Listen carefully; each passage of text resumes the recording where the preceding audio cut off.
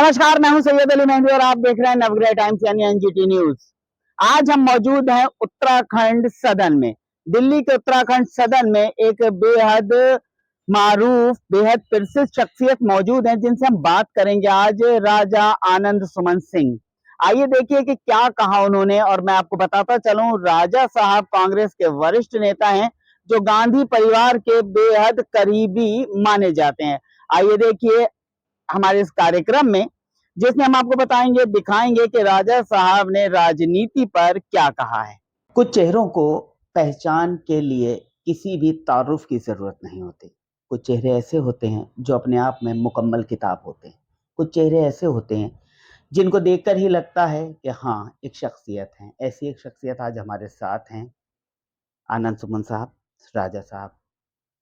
राजा साहब, भारतीय राजनीति की बात करें, शुरू से अब तक, हम जब से आज़ाद हुए हैं, जब से हमने आज़ादी की सांस ली है और जब से हमें मतदान का अधिकार मिला है, और पिछले गुज़िश्ता कुछ 10 साल में बहुत बदलाव आया है। अगर एक लाइन में अगर आप इसको कहना चाहें या कुछ मुख्तसर कहना चाहें तो किस तरह से इसे डिफाइन करेंगे? अर्श से फर्श तक राजनीति 1947 में जो राजनीति थी वो आसमान पे थी, और अभी कुछ अहंकारी आत्ममुग्ध नेताओं ने उसे धरती में भी रसातल में पहुंचा दिया, अपने व्यक्तिगत स्वार्थ के लिए कि हमारा भला होना चाहिए, बकाया किसी का भला हो या ना हो।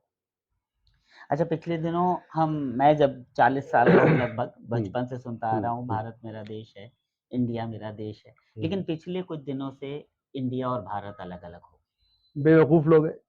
इंडिया और भारत अलग कैसे हो सकते हैं? इंडिया शब्द जो है वो इंडस वैली के नाम से पड़ा, और इंडस वैली में हम रहते हैं, वहां उसी की सभ्यता को हम मानते हैं। और भारत जो है वो भरत के नाम से पड़ा। भरत भी हमारे आदर्श रहे हैं, जो अपना कौरव कुल है और पांडव कुल है, उन सबका भरत से ही संबंध है।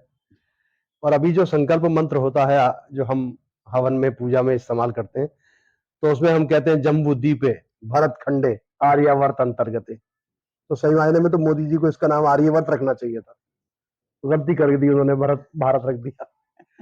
आर्यवर्त रखते वो ज्यादा बेहतर था, उससे उनके जो सनातन की खाज है वो थोड़ी कम हो जाती।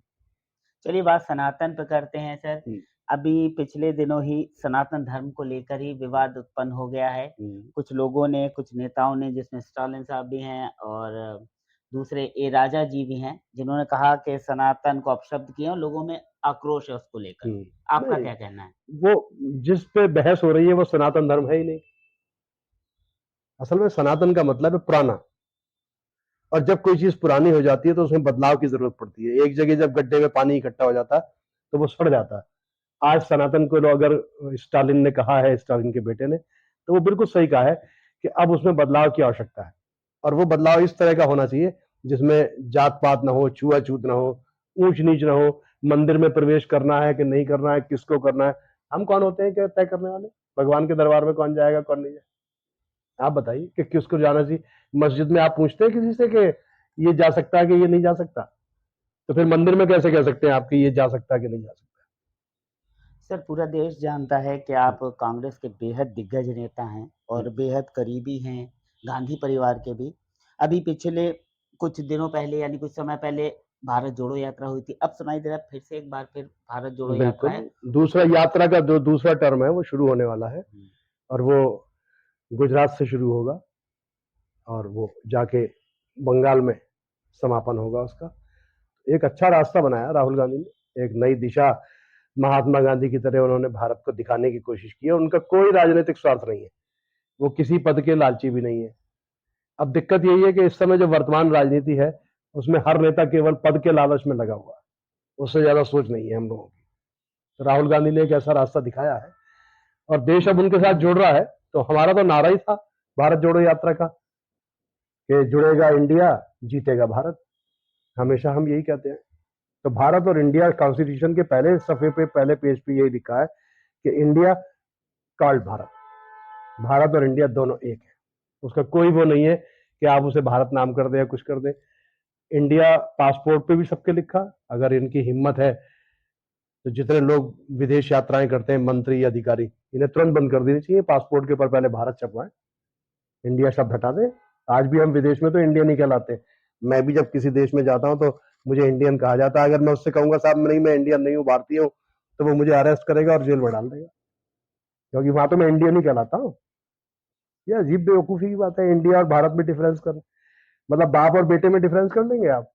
क्या कारण क्या है इसका, आप क्या कारण मानते कुछ हैं? कारण नहीं है, असल में जो बेवकूफ लोग होते हैं वो बिना किसी बात के बतंगड़ बना देते हैं। इस बात को बतंगड़ बना दिया गया।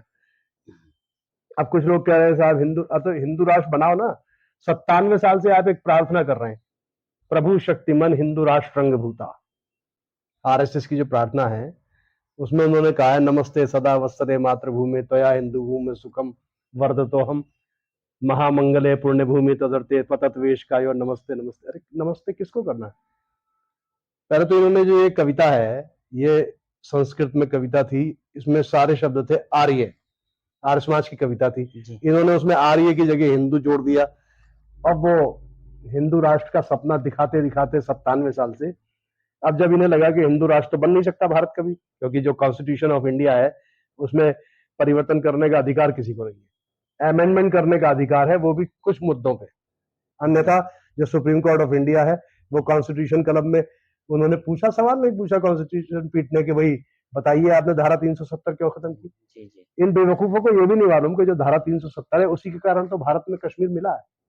मतलब जो राजा हरि सिंह का और भारत सरकार का पैक्ट है वो धारा 370 है, उसी के आधार पर कश्मीर जो है और लद्दाख और कश्मीर जो है राजा हरि सिंह ने भारत सरकार को दिया है या भारत को दिया है। तो भारत में तो 600 रियासतें हैं, किस किस की रियासत वापस करोगे? और हर रियासत की अपनी बोली और अपनी जबान है जी। तो भारत में एक भाषा नहीं हो सकती। अब कल हिंदी दिवस है तो पूरा हिंदुस्तान जो है वो हिंदी दिवस मनाएगा। पूरा हिंदुस्तान तो नहीं मनाएगा, हम कह रहे हैं पूरा हिंदुस्तान, चूंकि हम जो नॉर्थ इंडियन है हमें लगता है कि पूरा हिंदुस्तान मना रहा है। में तो कोई मनाता नहीं हिंदी दिवस, वहाँ हिंदी आती है, बोली नहीं जाती, बोली लिखी नहीं जाती। गुजरात में नहीं बोली जाती हिंदी, गुजरात में गुजराती बोली जाती है, महाराष्ट्र में मराठी बोली जाती है। महाराष्ट्र में कौन मनाएगा हिंदी दिवस? आप बताइए कितने लोग मनाएंगे और क्यों मनाएंगे?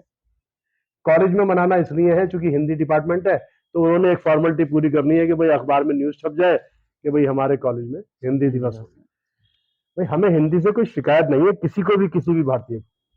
तो जैसे हमें हिंदी से मतलब आंध्रा वालों को हिंदी से शिकायत नहीं है, वैसे ही हम हिंदुस्तानियों को, हिंदी वालों को भी स्वीकार करना चाहिए कि जो दक्षिण भारत में भाषाएं हैं उनका हम सम्मान करें, क्षेत्रीय भाषाओं का। जैसे हम रियासतों का सम्मान कर रहे हैं वैसे उनका भी सम्मान करें। सर 2024 चुनाव आपकी नजर में क्या आकलन है और किस तरह से कांग्रेस ने तैयारियां की हैं, किस तरह से मोदी जी का तिलिस्म तोड़ा जाएगा? मोदी जी हार चुके हैं, हार मान चुके हैं, और ये बौखलाहट में ही उन्होंने इंडिया और भारत का प्रसंग छेड़ा। और अभी जो उन्होंने ड्रामा किया G20 का, हम उससे बड़ा करवा चुके हैं इंदिरा जी के कार्यकाल में, गुट निरपेक्ष सम्मेलन, और उसमें 100 से ज्यादा देश शामिल हुए थे। वैसा सम्मेलन आज तक भारत में दूसरा नहीं हुआ। गेम्स के मामले में जो कॉमनवेल्थ गेम्स हमने किए वैसे गेम्स आज कोई नहीं करा सकता। तो इसलिए ये सिर्फ ठीक है अपनी क्षुधा पूर्ति के लिए, लेकिन अब तो ब्राजील के पास चला गया बैठने, खत्म हो गई बात। आपका 3 दिन का जुमला था वो खत्म हो गया। तो इन्हें जुमलेबाजी की आदत है। मोदी जी अब अपना अंतिम सफर तय कर रहे हैं सत्ता का, और वो सफर पूरा होने वाला है उनका। मुझे तो लगता है 24 से पहले ही वो त्याग पत्र देके अलग हो जाएंगे, या बीजेपी किसी और को प्रधानमंत्री बना देगी, मेरी तो जानकारी है। अगर इंडिया की बात करें, इंडिया गठबंधन की बात करें, तो आपके पास कौन से चेहरे हैं जो प्रधानमंत्री बन सकते हैं? हम तय ही नहीं करते इस बात को, जब समय आएगा तब तय करेंगे। लेकिन इतना तय है कि कांग्रेस परिवार से वो प्रधानमंत्री नहीं होगा। अच्छा, मतलब कांग्रेस परिवार प्रधानमंत्री, मतलब कांग्रेस नहीं, हमें प्रधानमंत्री की पद की दौड़ ही नहीं है। हमारी दौड़ केवल देश बचाने की है, संविधान बचाने की और भारत को बचाने की। तो ये थे राजा साहब जिन्होंने अपने बेबाक अंदाज में अपनी बात रखी, निश्चित रूप से काफी अहम जानकारियां भी दी, और ये भी उन्होंने बताया कि किस तरह से कांग्रेस प्रधानमंत्री पद की दौड़ में नहीं है बल्कि देश बचाने की दौड़ में है। एनजीटी न्यूज़ के लिए मैं सैयद अली मेहदी। जय हिंद दोस्तों, मीडिया की अहमियत को सोशल मीडिया ने और अधिक बढ़ा दिया है। ऐसे में हमारा ये चैनल आपको समर्पित है।